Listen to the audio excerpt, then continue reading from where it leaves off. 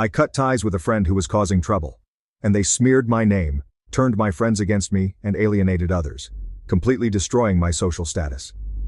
In the bustling heart of downtown, amid the glass towers and the relentless buzz of corporate life, I found myself forging what I believed would be a lifelong friendship with Johnny. We were associates in a prominent marketing firm, thrown together by chance but bonded by a mutual zeal for innovative ideas and a shared rhythm in our work ethics.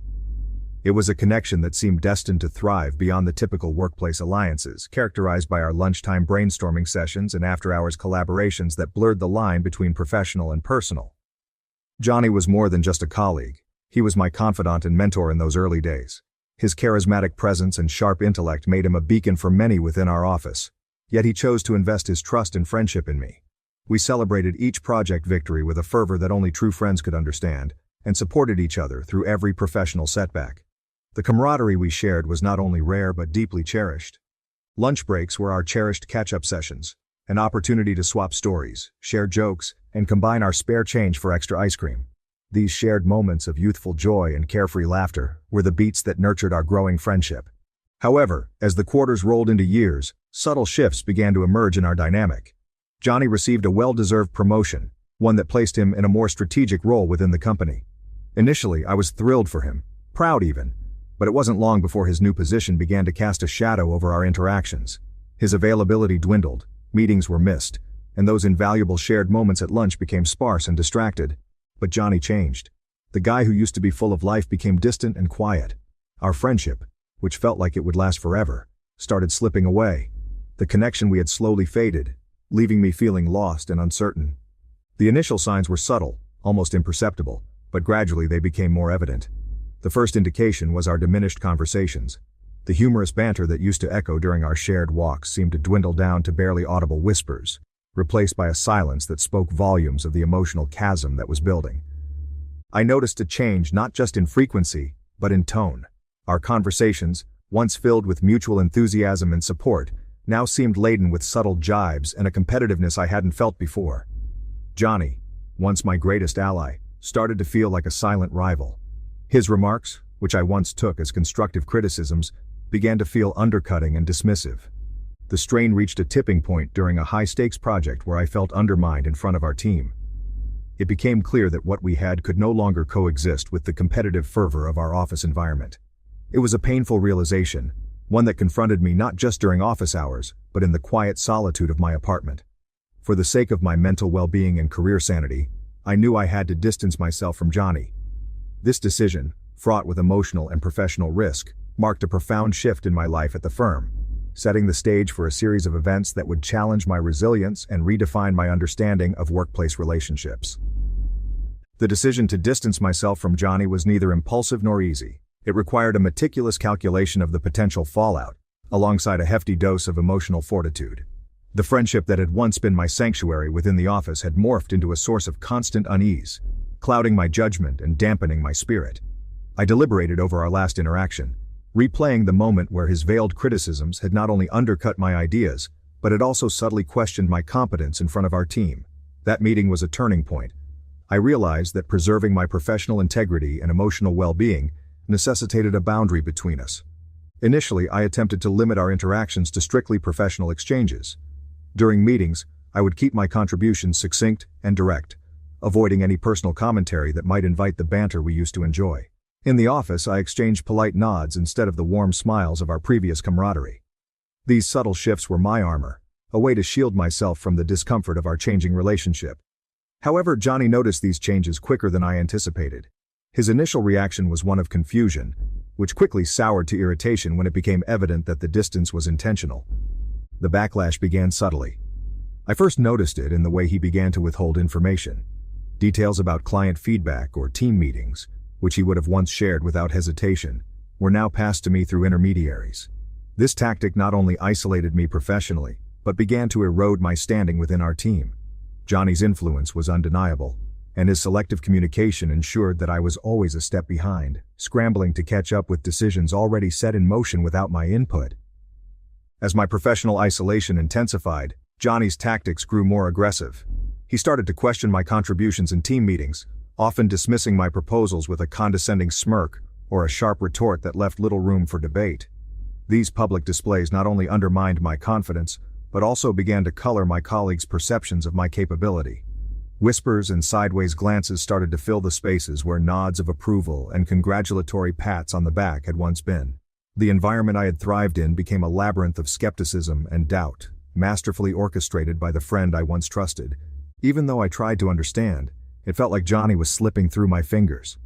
The person I once shared everything with was now a stranger, and I struggled to navigate this new reality without him by my side. The smearing of my name was not limited to closed-door meetings or subtle exchanges. Johnny leveraged his charisma and network to cast further aspersions on my professional reputation. He shared anecdotes that painted me as unreliable and uncooperative, often embellished with enough humor to make them stick. These stories spread through our office like wildfire, fueled by the allure of office gossip and the credibility Johnny still commanded. Socially, the consequences were immediate and painful. Colleagues who had once sought my company at lunch or coffee breaks now gave polite excuses to avoid me. Invitations to after-work gatherings dwindled until they ceased altogether. The sense of alienation extended beyond the confines of our office walls. It seeped into my professional network, tainting my connections and opportunities within the industry. The emotional toll was immense. Each day at the office became a test of endurance. I found myself grappling with a spectrum of emotions, from anger and betrayal to a profound sense of loss. The isolation was suffocating, and the professional setbacks left me questioning my own abilities and worth. The office, once a place of ambition and fulfillment, had become a battleground where I was constantly on the defensive, wary of the next rumor or undermining comment. Feeling cornered and desperate, I sought to understand the extent of the damage. Conversations with a few trusted colleagues revealed the depth of Johnny's influence and the complexity of the web he had woven against me.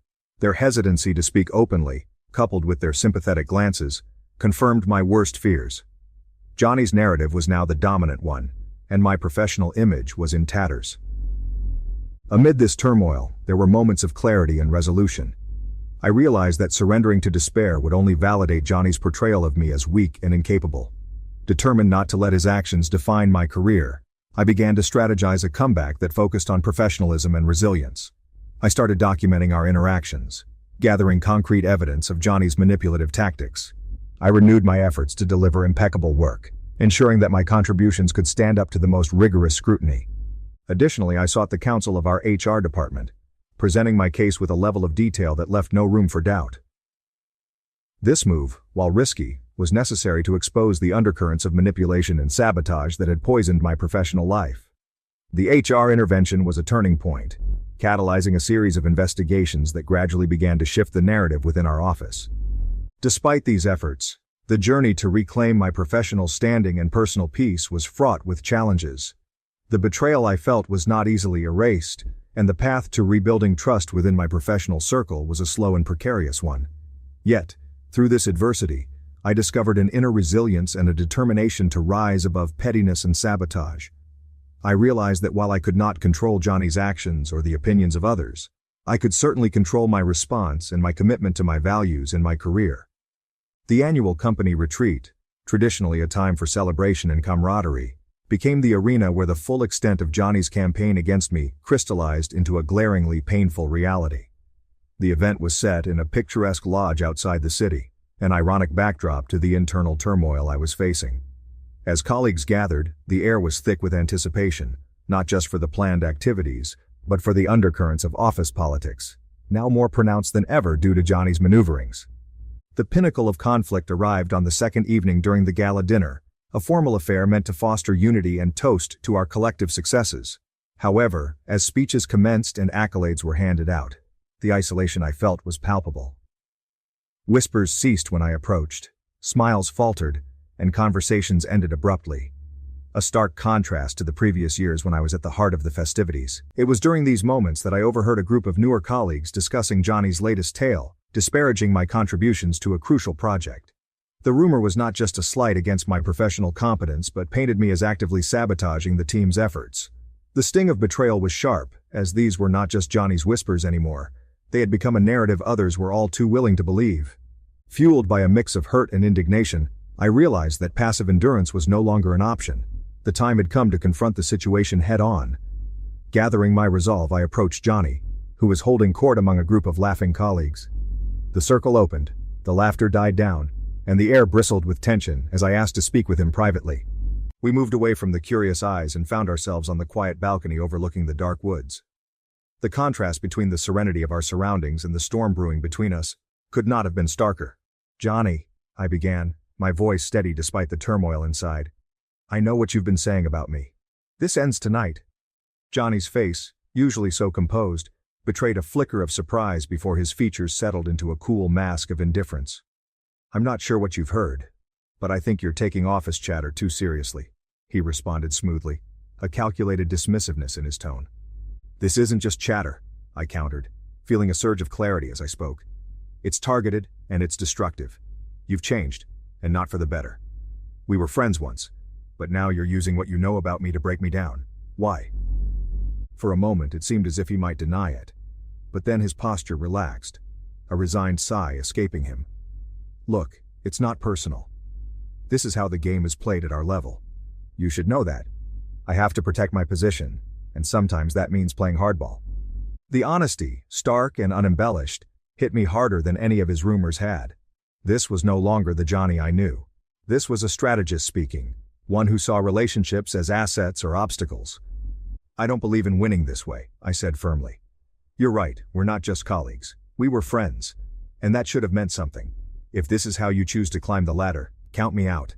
But I won't let you drag my name through the mud to do it." The conversation ended without resolution, as I knew it would. But it marked a significant shift within me. From that point on, I knew that my path would not align with Johnny's, that I would have to forge my own way forward, rooted in the values I held dear: integrity, respect, and trust. I walked away from that confrontation with a heavy heart, but a clear vision. The next steps were daunting but necessary. I would need to rebuild not just my reputation, but also my sense of self, independent of the toxic dynamics that had come to define my professional life. The fight to clear my name was just beginning, but it would be fought on my terms, with transparency and dignity. As the retreat drew to a close, I prepared myself for the challenges ahead, strengthened by the conviction that truth, eventually, would restore what malice had sought to destroy. The resolution I found during that encounter with Johnny started to lay the road for my recovery and vengeance against the harm he had caused, even as the retreat came to an end and we all went back to our regular lives at work. In the days that followed, I felt a mixture of fear and resolve as I began to negotiate the turbulent waters of office politics with a renewed sense of purpose. I started by contacting human resources. I called a departmental meeting and brought a comprehensive notebook documenting all the times Johnny had made me look bad, backed up by emails and eyewitness accounts from coworkers who had seen him in action. Not only was my name being cleared, but a pattern of behavior that was detrimental to the company culture as a whole was being brought to light. The HR department opened a formal investigation into the situation since they were responsive and concerned. Even though it took longer than I would have liked for corporate justice to go forward, the simple act of having my complaint acknowledged made me feel like I had regained some measure of my dignity. At the same time, I started to restore my damaged reputation. I made personal contact with coworkers to engage with them on ongoing initiatives and offer my assistance and insights when needed, rather than to argue my position. Re-establishing a connection with the professional world I had been cut off from was more important than simply demonstrating my value. These efforts started to pay off gradually. As initiatives gained traction and my efforts were recognized, the story started to change. The ability and dedication that had been questioned were now apparent and unquestionable. A few loyal coworkers provided essential support during this experience. My strongest ally turned out to be Sarah, a peer who had worked with Johnny and me since our early days at the company. She shared her excellent experiences working with me, actively dispelling rumors in addition to offering emotional support. Mark, a more recent team member who had personally heard Johnny's derogatory comments and was prepared to voice his concerns, was another important ally. Their assistance not only lifted my spirits, but also contributed to my credibility being restored among colleagues.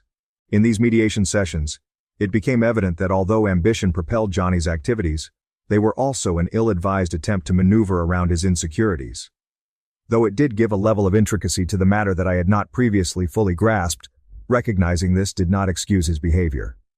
Months later, my position inside the company started to return thanks to my hard work, HR's assistance, and the mediation process. Coworkers began to get past the gossip and note the differences between my real behavior and what Johnny was portraying. Invitations to work together on projects multiplied, and the strained professional connections started to heal. The trip was enlightening yet emotionally exhausting. With every stride ahead, I was able to strengthen my fortitude and reaffirm my dedication to upholding my integrity in the face of difficulty. I also came to understand the value of having a network of people who will support you through difficult times, and when you try to start over. I had learned the value of genuine professional companionship from Sarah, Mark, and a few other people. I started to change attitudes in the office by concentrating on mending relationships and repairing my reputation with diligent, honest work and transparent communication. After ending my relationship with Johnny, I learned that although the road to recovery could be difficult and drawn out, it also presented a chance for tremendous advancement on both a personal and professional level. As time passed, a year after the challenging events at work, things started to calm down. Johnny's public apology helped reduce the office tension. Although my reputation wasn't completely untouched, it was mostly mended, bringing me a fresh sense of clarity and purpose. A valuable lesson about awareness and the real nature of relationships had been provided by the experience. I realized who my true allies were. Coworkers like Sarah and Mark, whose bravery and devotion had been vital. This insight changed the way I approached business partnerships. I grew warier but also more appreciative of sincere relationships, cherishing those who showed honesty and provided support during difficult times. Our relationships, which had been established in the face of hardship, became stronger, and our workplace once again seemed like a welcoming community. I made a conscious effort to expand my professional network going forward. To promote an environment of transparency and cooperation, I started a peer support group at work. The group provided a secure environment for discussing difficulties and victories, promoting candid communication and mutual support. Through this program, I was able to heal some of the rifts within our team and establish myself as a leader in creating a more welcoming and upbeat work environment. In addition, my experiences have given me a stronger sense of resilience and a better comprehension of both professional and personal boundaries. I discovered how crucial it is to establish and uphold boundaries with coworkers as well as with myself when it comes to controlling how I react to stress and conflict. This self-awareness helped me maintain a better work-life balance and gave me a better understanding of how to face difficulties without sacrificing my morals or well-being. Update 1. A year later, I'm thriving in my role, respected and valued. The office feels like a community again, and I'm leading initiatives that foster teamwork and integrity. My journey has strengthened me, and I look forward to the future with optimism and renewed confidence. Update 2. Some people say my story is a vivid illustration of the challenges that can occur in a professional working environment, and the importance of protecting one's mental health and professional image. It shows how relationships can change over time and the impact they have on individual careers. I helped one person find empathy by detailing the struggle to regain honor and status in the company, as well as the lessons of resilience. I'm glad that the story provides a realistic look at the dark side of competition in business and the value of upholding principles and professional ethics, which at least helps people like me be more positive in terms of work. Somewhat psychological. Thanks for following my story. Boyfriend found out how much money I have. He wants me to pay off a house for us, buy a new car, and fund a trip for him to go abroad. Should I end it? In the heart of a bustling Canadian city, nestled among the clamor and chaos, there lay a small modest apartment that seemed almost misplaced amidst the towering skyscrapers. This was my sanctuary, a place painstakingly curated to embody the values of simplicity and tranquility that I held dear. My name is Mary, and at 28 years old, I had crafted a life quite different from the opulent one I left behind in Italy. Here, in this understated nook, I found peace.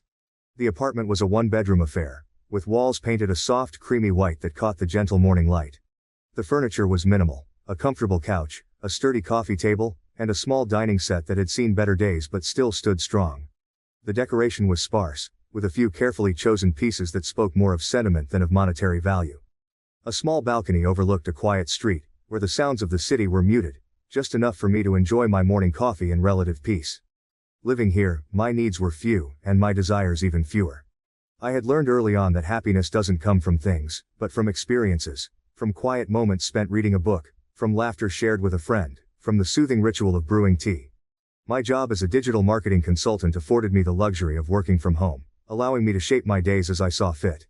This life of minimalism was a deliberate choice, a stark contrast to the lavish, almost grandiose lifestyle of my family back in Italy. My parents and extended family lived in sprawling estates in the countryside, surrounded by vineyards and olive groves, their homes adorned with art and antiques that spoke of generations of wealth and culture. My childhood was filled with long, languid summers under the Italian sun, dinners that stretched into the wee hours, and conversations filled with passionate gestures. It was beautiful, yes, but overwhelming. A life where every moment felt orchestrated, every smile a bit too polished. It was during my university years in Canada that I began to shed the weight of those golden shackles. I embraced a life where I could be just Mary, not the heiress, not the future custodian of centuries-old oil paintings or rare manuscripts. Here, I was free to build a life that resonated with who I truly was, not who I was expected to be. Enter James, my boyfriend of 3 years, a Canadian native like myself in age but vastly different in experience. James came from a middle-class family, his life a tapestry of hard work and modest achievements. He was kind-hearted, with a gentle demeanor that belied his rugged exterior. When we met, it was as if pieces of a puzzle had fallen into place. We shared similar interests in music, loved the outdoors, and both cherished the quiet moments of life. His respect for my simple lifestyle only deepened my affection for him. James never knew about the wealth I had left behind. It was a part of me that I kept hidden, not out of shame, but out of necessity. I feared that revealing my family's wealth might introduce a wedge between us, that it might make him feel inadequate, or shift the dynamics of our relationship in ways I couldn't control. I wanted to be loved for who I was, not for the assets I would one day inherit. In my heart, I believed that preserving this secret was for the best, protecting both James's self-esteem and the purity of our connection. Our relationship was built on the foundations of mutual respect and shared values. We spent our weekends exploring local markets, cooking meals together, or watching old movies curled up on the couch. It was a peaceful, fulfilling existence, and for a while, I believed it would always be this way. But life, as it often does, had other plans. The catalyst came unexpectedly, in the form of an invitation to a family reunion back in Italy. It was an event I couldn't avoid, my grandmother's 80th birthday, a milestone that demanded my presence. As the date approached, the thought of bringing James along filled me with both excitement and dread. I was eager for him to see the country I loved, to experience the warmth of my family. Yet, I was terrified of how he might react when faced with the reality of my background. With a heavy heart, I booked our tickets, telling myself that it was time to face whatever consequences might come. As we packed our bags and prepared for the journey, I felt the weight of my secret heavier than ever. Little did I know, this trip would unravel the delicate threads of our relationship, exposing not only the truths I had hidden, but also the vulnerabilities we both carried. What lay ahead was a test of love and trust, one that would redefine the future of our relationship forever. The plane descended slowly through the cottony clouds, revealing glimpses of the lush Italian countryside, a stark contrast to the sprawling urbanity of Toronto. As the wheels touched down on the runway, a surge of nostalgia washed over me. Italy was not just my birthplace, it was a repository of my earliest and most cherished memories. Beside me, James peered eagerly out of the window, his face lit with the excitement of a child. This was his first time traveling outside North America, and his enthusiasm was palpable. We navigated through the airport with our luggage rolling behind us, the chatter of Italian filling the air like a familiar melody. I could feel James's curiosity bubbling as he tried to catch phrases and words, his eyes wide with fascination. As we stepped outside, my uncle Luca was waiting for us, his arms wide open, a broad smile spreading across his face. "Benvenuti," he exclaimed, enveloping me in a warm embrace before turning to James with a firm handshake. "And you must be James. Mary has told us so much about you." James chuckled nervously, exchanging pleasantries in his halting Italian, which he had been practicing for weeks before our trip. As we drove away from the airport, the landscape transformed from urban sprawl to verdant vineyards and rolling hills dotted with olive trees. The beauty of my homeland unfolded before us, each turn and dip revealing vistas more breathtaking than the last. Our destination was my grandmother's estate in Tuscany, a place that seemed suspended in time. The house, a sprawling villa built in the Renaissance style, was perched atop a hill, overlooking acres of vineyards. Its ochre walls glowed under the setting sun, and ivy climbed generously over its ancient stones. It was a stark embodiment of the wealth and history of my family, a visual testament to a legacy that stretched back generations. As we pulled up the gravel driveway, the sound of the tires crunching underfoot, James's expression turned from excitement to awe. "Mary, this place is incredible," he whispered, as if speaking too loudly might shatter the moment. "I grew up playing in those vineyards," I said, pointing towards the green expanse. "And every stone of this house has a story." The grandeur of the villa was overwhelming even for me, who had seen it countless times before. As we entered, the vastness of the entrance hall with its high ceilings and portraits of stern ancestors, seemed to impress upon James the reality of my heritage. The house was alive with the sounds of preparation. The reunion was to be a grand affair, with relatives coming from all over the country. During the following days, James was introduced to a lifestyle so vastly different from our simple contained existence in Canada. Each meal was a feast, each conversation a boisterous symphony of voices. My relatives, adorned in fine clothes and speaking with an effortless elegance, moved through the rooms with a grace that belonged to a different era. James tried to blend in, his usual confidence replaced by a quiet, observant demeanor. I watched him as he interacted with my family, his eyes often wide with a mix of admiration and incredulity. It was during a grand dinner, under the chandeliers of the grand dining room, that I first noticed a subtle shift in his attitude. "Everyone here seems to have their life figured out," he remarked quietly as we watched my cousins animatedly discussing politics and art. "It's like they're playing a game where everyone knows the rules except me." I squeezed his hand, trying to offer reassurance. "They've just had more practice at this kind of thing," I whispered back. As the days passed, the initial shock of the opulence gave way to a budding curiosity. James's questions grew more pointed, his interest in the specifics of my family's wealth more pronounced. "So, how does it all work?" he asked one evening as we walked through the vineyard, the sunset casting long shadows on the ground. "Who inherits what? How do you manage it all?"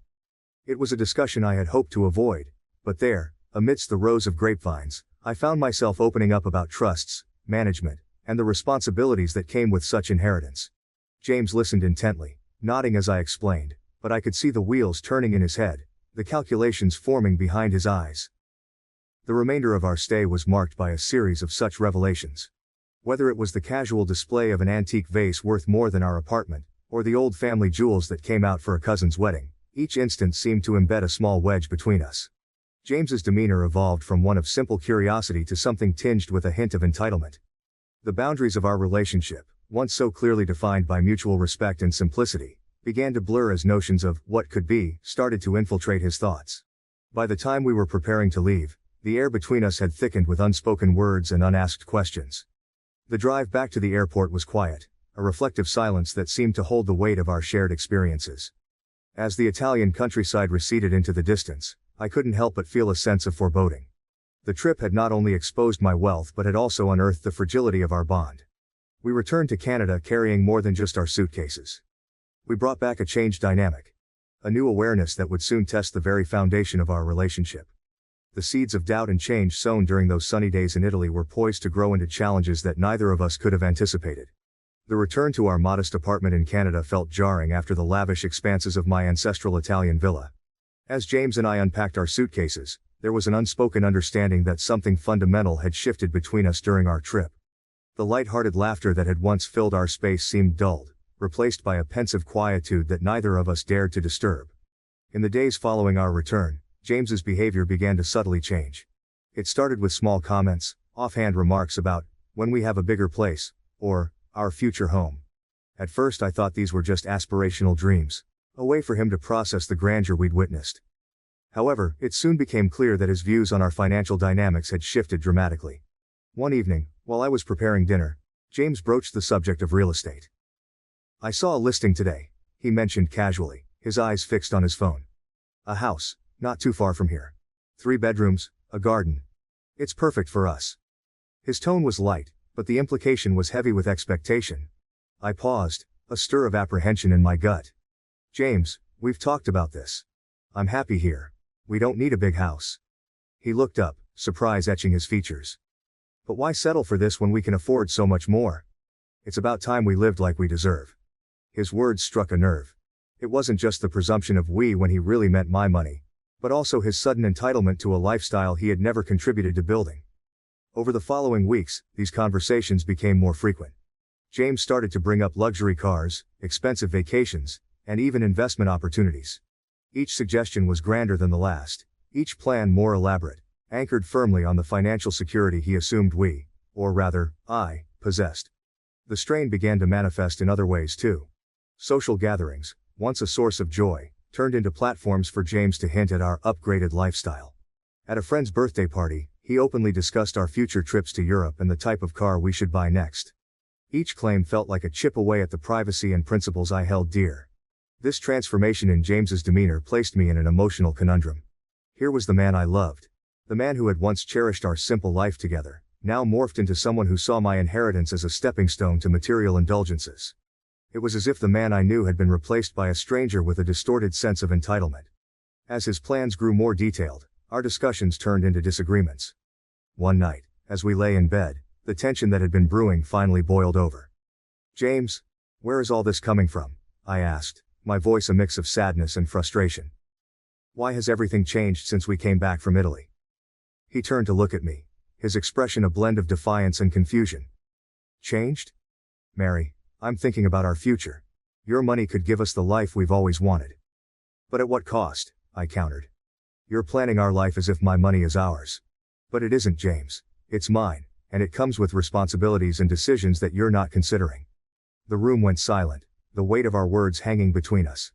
James's face softened, and for a moment, I saw a glimmer of the man I had fallen in love with. "I just want us to have the best," he whispered. "I might have gotten carried away, but it's only because I want to build something great with you." Despite his reassurances, the seed of doubt had been planted. The following days were a testament to the changed dynamics in our relationship. James's approach had altered subtly. Where once there was partnership, there now lay a transactional expectation. It was not just about sharing a life but about leveraging my wealth for a lifestyle that he now deemed essential. The practical implications of this shift were significant. Financial discussions, once rare and collaborative, became fraught with tension. Planning for the future was no longer about our dreams and goals, but about managing expectations and defending boundaries. I never thought I'd have to deal with him. My financial independence, a source of pride and empowerment, had become a battleground. Moreover, this shift affected how I viewed our relationship's foundation. Trust and respect, once given freely and reciprocally, now required constant negotiation and reassurance. The egalitarian nature of our partnership, which had been one of its strengths, was compromised. I found myself second-guessing not just decisions about money but the motivations behind James's affections and plans. This evolving dynamic also brought with it an emotional toll. There were moments of profound loneliness, times when I felt misunderstood and cornered. The joy that had once colored our daily life together was now occasionally marred by a palpable tension, making our interactions stilted, our conversations careful. In moments of solitude, I questioned the sustainability of our relationship. Could love endure when it was shadowed by financial imbalance and expectations? Was there a way to reclaim the simplicity and sincerity that had once defined us? These were questions that lingered in the quiet corners of our home, unanswered but increasingly urgent.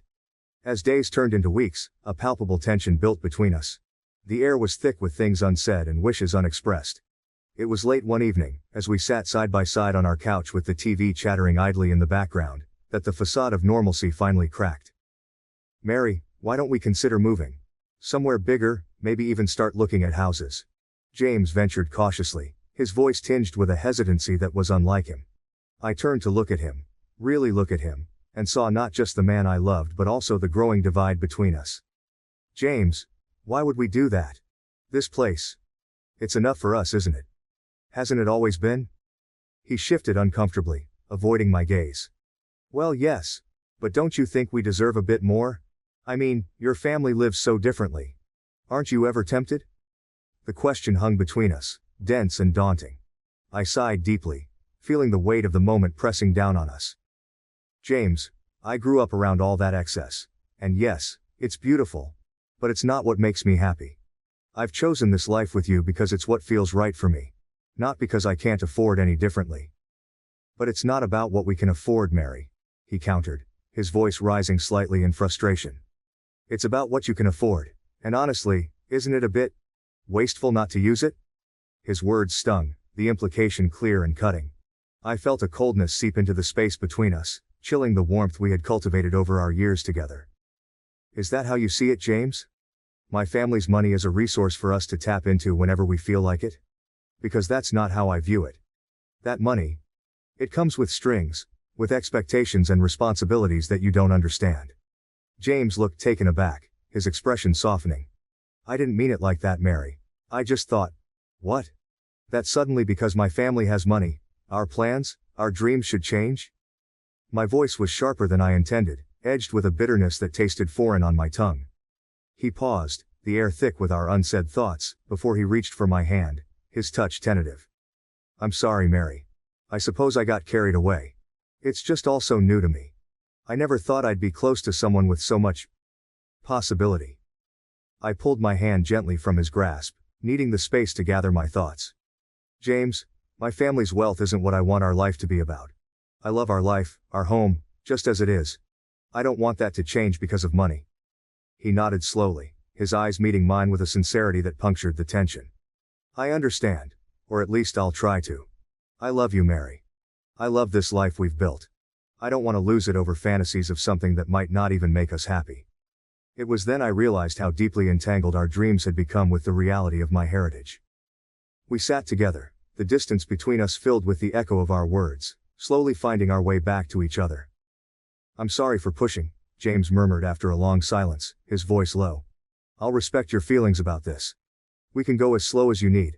Let's just keep living our life, our way. I nodded, feeling a fragile peace settle over us.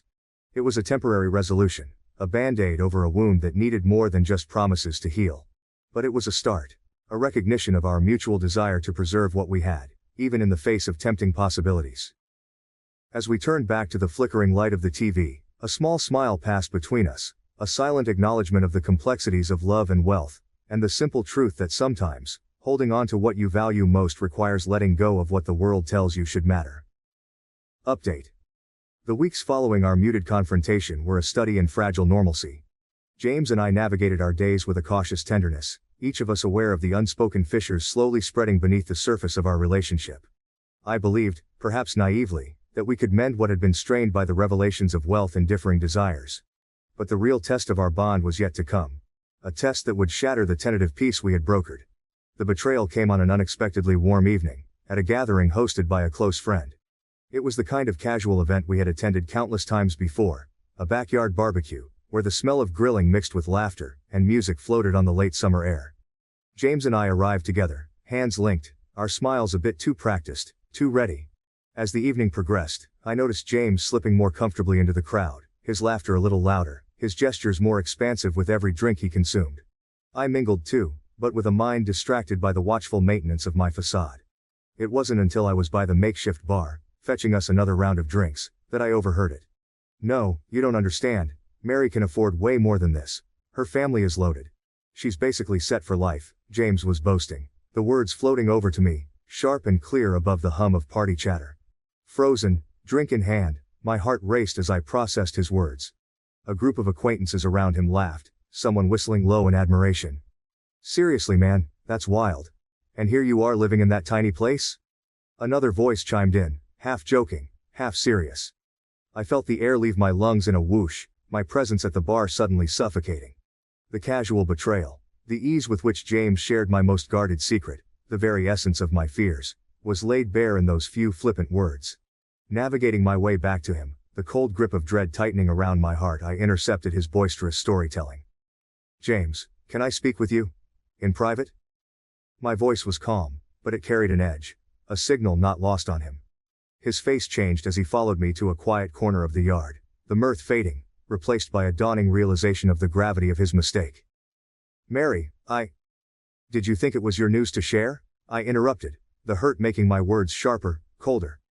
Did you think it wouldn't matter to me? He stammered, a mix of alcohol and genuine remorse muddling his words. I'm sorry. I didn't think it would be a big deal. I got carried away, and you decided my privacy, my trust wasn't worth respecting. I could hear the bitter disappointment in my own voice, a sound I never wanted to direct at him. Mary, I made a mistake. Please, let's just go home and talk about this, he pleaded, reaching for my arm. I pulled away, my decision crystallizing with stark clarity. No, James, we can't just talk it away this time. This isn't just a mistake. It's a betrayal. The rest of the evening was a blur of hushed apologies and quiet exits. We left separately, the ride home a solitary journey for each of us, filled with the echoing words of what had passed between us. That night, alone in the apartment we had shared, the walls seemed to close in on me. Each shared memory now tinged with the stain of betrayal. The breakup was as inevitable as the dawn. When James returned the next morning, his eyes hopeful yet wary, I knew what needed to be said. I can't do this, James. Your actions last night showed me just how little you respect what I hold dear. But Mary, everyone makes mistakes. I know I messed up, but I can fix this. We can fix this, he insisted, desperation lacing his voice. This wasn't just a slip, James, it was a choice. You chose to share something deeply personal about me, not out of love or necessity, but for entertainment.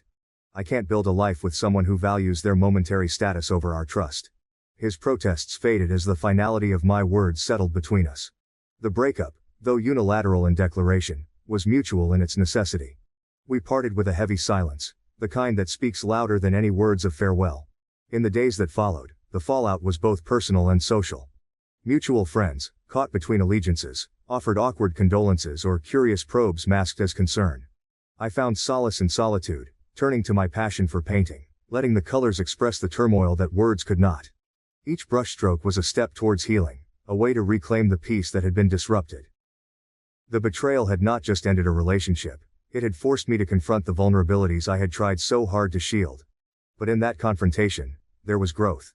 I learned that my values were not just preferences but necessities, the core of who I was and who I would continue to be, with or without someone by my side. As I painted, the hues blending on the canvas, I realized that this ending was not just an end, but a beginning. A chance to redefine my boundaries, to strengthen my resolve, and to ensure that my next chapter would be one where trust was not just given, but earned. The days after the party were a haze of conflicting emotions. I vacillated between anger and sadness, betrayal and a strange sense of liberation. The realization that James had so casually disclosed my family's wealth to people who had no business knowing gnawed at me.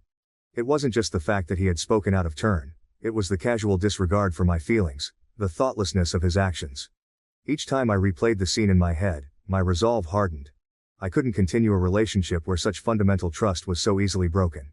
I needed time to think, to process the gravity of what had happened. I spent hours walking through the city, the familiar streets providing a backdrop for my swirling thoughts. By the end of the third day, I knew what I had to do.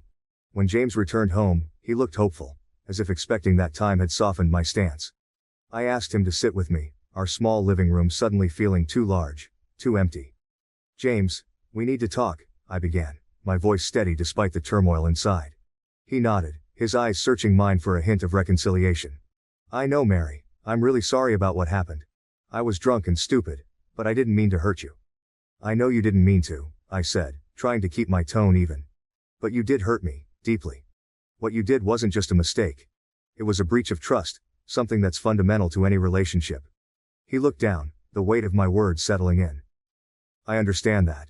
And I promise it won't happen again. I'll do anything to make it right." I took a deep breath, bracing myself for the hardest part. "James, this isn't just about making it right. It's about the fact that you saw my family's wealth and it changed something in you. You started seeing my money as ours, and that's not what I want for my life." He looked up, a hint of desperation in his eyes. "So what are you saying? You want to end things over this?"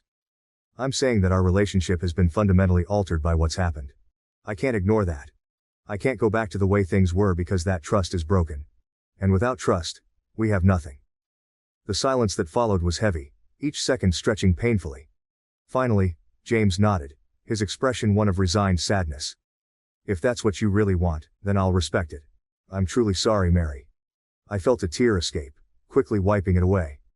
"I know you are. And I'm sorry too. This isn't what I wanted, but it's what I need to do for myself." The days that followed were a blur of muted interactions and strained conversations.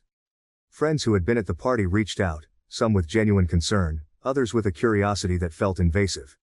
I found myself navigating a delicate balance, explaining the situation without divulging too much, trying to protect my privacy even in the wake of its breach. Some friends were supportive, offering their shoulders to cry on and their ears to listen. Others seemed more interested in the gossip, their questions probing for details that felt too raw to share. It was a lonely time, despite the well-meaning gestures, as I struggled to find a way forward. I threw myself into my work, finding solace in the routine and the familiar tasks that required my full attention. Painting became my refuge. The act of creating something new. A therapeutic process that helped me process my emotions. Each stroke of the brush was a way to channel the pain, the disappointment, the anger. The canvas became a mirror of my inner turmoil, and as the days passed, the chaotic swirls of color slowly began to take form, reflecting my journey towards healing. I also started journaling, pouring my thoughts onto the pages, unfiltered and raw. It was a way to make sense of the tangled web of emotions, to understand the why and the how of what had happened. Writing became a nightly ritual, a time for reflection and self-discovery. Through these creative outlets, I began to reclaim my sense of self. The betrayal had left scars, but it also taught me valuable lessons about trust, boundaries, and the importance of protecting what mattered most to me. I emerged from the experience stronger, more resolute, and more determined to live a life defined by my values, not by the expectations or judgments of others. As time passed, the initial sting of the betrayal faded, replaced by a quieter, more profound understanding of what I needed in a relationship. I knew that the next time I opened my heart to someone, it would be with a clearer sense of my own worth and a firmer grip on the boundaries that protected my peace. In the end, the breakup was not just an end but a beginning. It marked the start of a new chapter in my life, one where I was more attuned to my own needs and more protective of my own happiness. It was a hard-won lesson, but one that I carried with me as I moved forward, ready to face whatever came next with a renewed sense of purpose and strength. From introducing a girl to my son during his situationship, to inadvertently causing discord and his eviction, everything surprisingly culminated in a far better ending than I had anticipated. At the age of 50, I find myself in the midst of a perplexing and somewhat distressing situation involving my son's girlfriend, who has consistently been somewhat distant and cool towards me. My son and his girlfriend, both 25, have been dating for a while now, but the roots of the issue go back about 3 years to a time before they were officially a couple. Back then, my son was involved in what he described as a situationship with her. This term was new to me at the time, implying a relationship that was more than friendship but without clear commitment. He lavished her with luxurious gifts and frequently invited her over, yet when pressed, he admitted that they weren't officially together. She was an attractive online influencer, considering her options among several interested parties. About 7 months into this undefined relationship, I met a young woman through my work who seemed particularly smitten with my son. It was during a typical bustling afternoon at my small boutique, a place adorned with colorful fabrics and eclectic decorations that reflected my personal taste for the vibrant and unusual. Among my employees was a young woman, recently hired, who brought an infectious energy and a smile that could brighten even the dreariest days. As we arranged new stock one day, she casually mentioned her admiration for my son, having seen photos of him on my desk. Her interest piqued as she spoke of his achievements and hobbies, which I had shared in passing during our coffee breaks. My kid was in what he called a situationship with an internet influencer, which is an informal and seemingly open arrangement, so I saw no problem with putting him in front of someone who was obviously interested. After all, the influencer was still weighing her options among several suitors, and he had previously made it clear that the connection was not exclusive. Given the circumstances, I believed that giving this young lady my son's contact information and urging her to give him a call was a harmless enough gesture. It could be fun for him to meet her. When I brought up the interaction with my kid later, his response was, at best, hesitant. With a vague, "Okay mom," and a non-committal shrug, he immediately changed the subject. There was no quick follow-up or spark of interest. It appeared to be just one more thing tucked away in the recesses of his memory, not important enough to take action on just now. My son's response was non-committal, and nothing immediate came of it, but eventually, he and the influencer formalized their relationship. However, as the months progressed, the dynamics of his relationship with the influencer began to shift. Whether my introduction played any role in this change was unclear, but about 3 to 4 months later, he and the influencer decided to commit to each other officially. They started appearing together more publicly, their social media filled with coupled photos and sweet captions that marked their relationship status clearly to all. It was a transition from a loose, undefined connection to something more solid and acknowledged, which took me by surprise, given the casual nature of their earlier interactions. Recently, wanting to clear the air and address any potential misunderstandings, I approached her during one of her visits to our home. I attempted an apology if my actions had seemed intrusive. Her response was forthright, suggesting I should have stayed out of my son's personal affairs, as the boundaries of their early relationship, though unclear to me, were set by them. This notion of variable boundaries in each situationship was a revelation to me and clearly a point of contention. My daughter, seeing the tension, suggested somewhat flippantly that I seek advice via Reddit, a reflection of her frustration with the situation. The girlfriend's reaction to our conversation was not hopeful. She became even colder, which worries me as my son is quite serious about their future together. The setting was our family living room, a space that usually felt cozy and inviting with its soft plush sofas and the gentle hum of the grandfather clock in the corner. However, on that particular afternoon, the atmosphere felt tense and uncomfortably charged. It was just the two of us, as I had asked her to stay back for a few minutes after a family lunch, hoping to discuss our misunderstandings privately. I chose my words carefully, trying to convey my sincerity and regret if my past actions had overstepped her boundaries. The autumn light filtered through the sheer curtains, casting soft patterns on the carpet, a stark contrast to the hardness of the conversation. As I spoke, I noticed her posture remained rigid, her hands tightly clasped in her lap. Her face, usually expressive and animated, was set in a mask of polite detachment. When she replied, her voice was cool and measured, her words carefully chosen to maintain a diplomatic but distant tone. She reminded me that the dynamics of her relationship with my son, even in its early stages, were for them to navigate and not for outsiders to interfere with. Her response left little room for the warmth or understanding I had hoped to foster. It was clear that my attempt at an apology hadn't thawed the frost between us. After a brief and somewhat stilted conversation, she excused herself, claiming a need to catch up on work. The way she quickly gathered her things and avoided eye contact as she left underscored the chilly atmosphere. Watching her leave, I felt a sinking feeling of unease. My son is deeply in love with her, often discussing their plans for the future with a bright enthusiasm. His seriousness about their relationship made her coldness towards me all the more troubling. It was clear that repairing this rift would require more than just a single conversation, and the path forward seemed daunting as I sat alone in the now silent room, pondering my next steps. Adding to the complexity, I've had limited interactions with her, but one significant episode did little to help our relationship. When she decided to drop out of college to pursue her career as an online influencer full-time, I expressed my concerns bluntly. She was close to completing her degree, and I saw her decision as potentially short-sighted. I voiced these thoughts more forcefully than I perhaps should have, given that I was not contributing financially to her education. Now reflecting on these events, I find myself questioning how best to mend this fractured relationship. My approach so far has evidently not been effective, and with my son's deepening commitment to her, the need to reconcile, for the sake of family harmony, feels urgent. I am contemplating ways to possibly bridge this gap, seeking to understand her perspective more fully and to communicate my intentions without overstepping boundaries. It's a delicate balance to strike, one that I hope, with time and effort, can be achieved. Are there any ways I can salvage the relationship? She didn't seem to appreciate our conversation and is getting even colder. My son, however, seems to be really determined to marry her.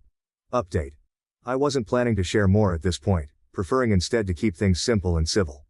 However, events took a turn that forced the issue out into the open. My daughter felt compelled to share our family troubles with my husband, perhaps hoping for a resolution that seemed beyond my reach. My husband, typically a steady presence though often absent due to his work which requires him to travel, is deeply invested in the well-being of our family. His career has enabled us to live more comfortably than many in our community, but it comes with the cost of his frequent absence. This time, he returned unexpectedly early and walked into the midst of unresolved tension. Unhappy with what he perceived as ongoing issues with our son, he made the drastic decision to ask him to leave our home, a course of action I hadn't anticipated and wasn't prepared for. I wasn't there when he arrived. I only came back to find that my son had already packed some essentials and left. The reality of seeing his space empty brought an ache, a deep unsettling feeling that things were spiraling out of my control. Meanwhile, my son's messages filled my phone, his words echoing his hurt and disbelief at being cast out, describing our actions as heartless. With my husband leaving town again the following day, the responsibility to manage the fallout and maintain our home fell heavily on my shoulders. He assured me that he would handle things concerning our son from afar, a statement that left me both relieved and distressed. How could we bridge such a significant rift with distance between us? My daughter, aligning with her father, showed little sympathy for her brother. Her reactions have been fierce, further straining the delicate threads holding us together. Whenever my son has attempted to return home to talk, their interactions have escalated quickly into shouting matches, leaving no room for the calm discussion we so desperately need. In the family home where warmth and laughter once permeated the air, a heavy tension had settled, thick and unyielding. My daughter had taken a firm stance alongside her father, reflecting his decision with unwavering support that bordered on harshness toward her brother. Her loyalty, while admirable in some contexts, added layers of complexity to our current familial strife. Now, every attempt at communication seemed to devolve into conflict. On one such occasion, my son, hopeful for reconciliation, knocked softly at the front door, his eyes searching for any sign of welcome. As I opened the door, the hopeful glimmer in his eyes faded almost instantly when he saw his sister standing behind me, her stance rigid, her expression stony. Before a word could be spoken, the air thickened with unspoken accusations and defenses. My son, usually reserved, began with a tentative, "Can we talk?" aiming to bridge the chasm that had formed between him and the family. However, his sister, interpreting his return as defiance, responded sharply. "Why are you here? You know Dad's decision." The conversation quickly escalated as voices rose. My daughter, mirroring her father's earlier decisiveness, accused her brother of being thoughtless and irresponsible. My son, frustrated and hurt, raised his voice in defense, pleading for understanding rather than judgment. The exchange grew louder. words flying like arrows, each one hitting far from the heart of the matter, his need for family support and our need to address issues as a family. As their mother, standing between them, I felt each word acutely, witnessing the thread of our family fabric stretching thin, threatening to snap. The living room, once a sanctuary of familial love, had transformed into a battleground of words and wills, leaving no room for the calm, constructive discussion that might heal our wounds. In these moments, the path to reconciliation seemed obscured by hurt feelings and hardened positions. The challenge lay in cooling the tempers and softening the hearts hardened by recent events. I knew that finding a way back to each other would require more than just time. It would need a willingness from all sides to listen, to understand, and to forgive. The conflict has left me feeling as though our family is being pulled apart at the seams. The very foundation of our unity seems shaken. I've always cherished the harmony within our household, never imagining a scenario where one of my children would be estranged like this. In my heart, I've never supported the idea of my son being kicked out of the house. I yearn for a way to mend what has been broken. In the meantime, I have set aside some money for my son. Just a small amount to help him get by until we can find a better solution. It's a practical measure, but it feels like a band-aid over a much larger wound. I appreciate the supportive comments many of you have shared. They've been a comfort in a situation where easy answers seem out of reach. I'm aware that my explanations might not capture all the nuances of our family dynamics or the complexity of the emotions involved. Still, I hold on to hope for a resolution that can bring us back together. I promise to provide an update when there's a positive development. Until then, thank you for your kindness and understanding. Edit. As weeks turned into months, the rift within our family began to show signs of mending, albeit slowly and with considerable effort from all sides. My son, undeterred by the challenges at home, continued his relationship with the influencer, his determination to marry her growing stronger despite the familial discord. Eventually, he proposed to her, and she accepted with a joy that was palpable even through the photographs he sent us. Seeing them together, genuinely happy and looking forward to building a future, sparked a change in my own heart and, slowly, in the dynamics of our family. I realized that regardless of past misunderstandings, my role as a mother was to support my son's choices and happiness. Acknowledging the need to bridge the gap, I invited my son and his fiancée to a family dinner. It was a tentative first step towards reconciliation. To my relief, my husband, having seen how deeply our son was committed, softened his stance and welcomed them warmly. The house, which had felt too large and silent, filled with life again as they walked through the door. The dinner was initially awkward, conversations tentative, but as the evening progressed, laughter began to replace the tension. My husband and I took genuine interest in their plans and aspirations, which included starting a business together that leveraged her online presence. Their enthusiasm was infectious, and for the first time in a long while, I felt a glimmer of the family unity we had lost. My daughter, however, remained the last holdout, her feelings still mixed and her skepticism apparent. Recognizing her feelings, the young couple approached her not with resentment, but with understanding. They shared their hopes for the family's unity and expressed a sincere desire for her to be part of their lives and future celebrations.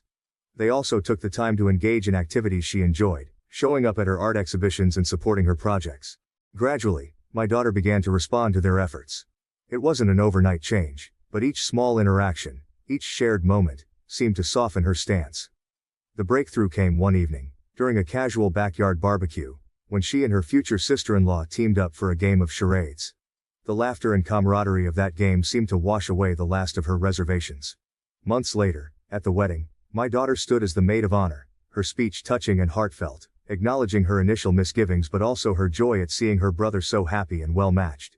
The wedding itself was a beautiful affair, set in a lovely outdoor venue that reflected the couple's style and the healing that had taken place within our family. As I watched them exchange vows, surrounded by friends and family who had witnessed the struggles and now the joyful culmination, I felt a profound sense of peace. The journey had not been easy, but it had taught us all valuable lessons about love, forgiveness, and the enduring strength of family ties.